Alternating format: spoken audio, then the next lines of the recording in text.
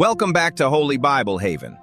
In Genesis chapter 13, Abram returns to the land God promised him. But conflict soon arises, and Abram's faith and humility are put to the test. Let's read together.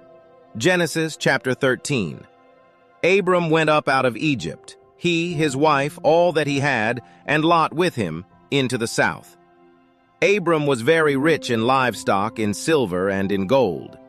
He went on his journeys from the south as far as Bethel, to the place where his tent had been at the beginning, between Bethel and Ai, to the place of the altar which he had made there at the first. There Abram called on the name of the Lord.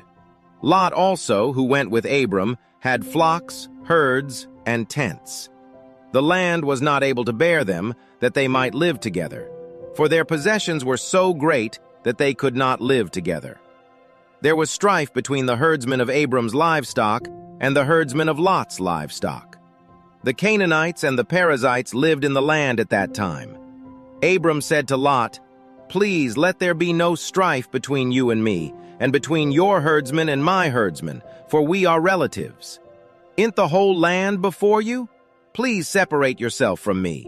If you go to the left hand, then I will go to the right. Or if you go to the right hand, then I will go to the left."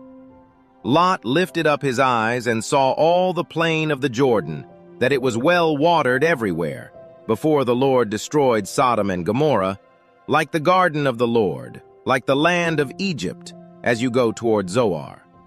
So Lot chose the plain of the Jordan for himself. Lot traveled east, and they separated themselves from one another. Abram lived in the land of Canaan, and Lot lived in the cities of the plain, and moved his tent as far as Sodom. Now the men of Sodom were exceedingly wicked and sinners against the Lord.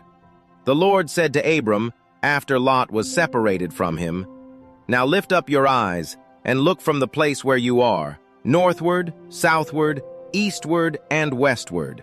For all the land which you see, I will give to you and to your offspring forever. I will make your offspring as the dust of the earth, so that if a man can count the dust of the earth, then your offspring may also be counted. Arise, walk through the land in its length and in its width, for I will give it to you." Abram moved his tent and came and lived by the oaks of Mamre, which are in Hebron, and built an altar there to the Lord. Thank you for reading Genesis chapter 13 with us. Even in moments of conflict, Abram chose peace, and God honored his faith with a renewed promise.